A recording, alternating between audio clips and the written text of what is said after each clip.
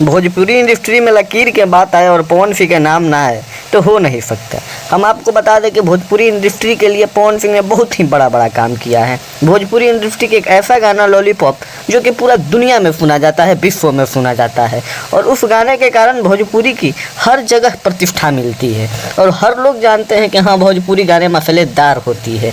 उस गाने के चाहे हिंदी के हों, चाहे पंजाबी के गायक हो, चाहे महाराष्ट्र के गायक हों, हर गायक उस गाने को पसंद करते हैं और उस गाने को सुने होंगे और उस गाने के बारे में ज़रूर जानते होंगे। हम आपको बता दें कि पवन सिंह ने फिर एक बार लकीर खींच दिया।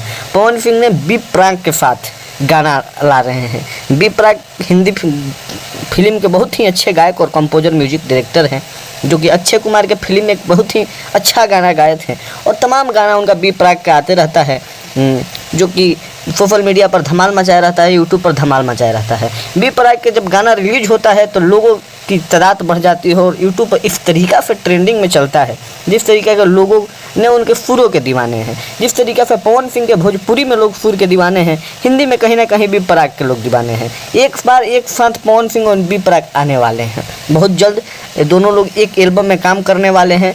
ऐसा भोजपुरी में पहला बार हो रहा है कि इतना सुरीला गायक पहला बार भोजपुरी इंडस्ट्री में और भोजपुरी गाना पवन सिंह के साथ गा रहा है। आज तरीके आप लोग देखे होंगे कि किसी लड़की के साथ कोलैबोरेट किया जाता है, किसी लड़की और लड़का दोनों लोग का गाना होता है, लेकिन पहला बार ऐसा गाना कोई आएगा जिसमें हिंदी सिंगर और भोजपुरी सिंगर दोनों लोग साथ गाएंगे। आप लोग आनंद लीजिएगा, आप लोग मज़ा लीजिएगा। कब रिलीज होगा हम ये भी बता देंगे। तब तक के लिए आप लोग चैनल को सब्सक्राइब कर लीजिए, वीडियो को लाइक कर दीजिए। किस कंपनी से आएगा ये भी हम आपको अपडेट कर देंगे, वीडियो बनाकर जरूर छोड़ेंगे। लेकिन आप लोग कमेंट करके बताइए कि आप लोग पवन सिंह के कितने बड़े फैन हैं। जय भोजपुरी, जय भोजपुरी समाज। आप लोग चैनल को सब्सक्राइब कर दीजिए।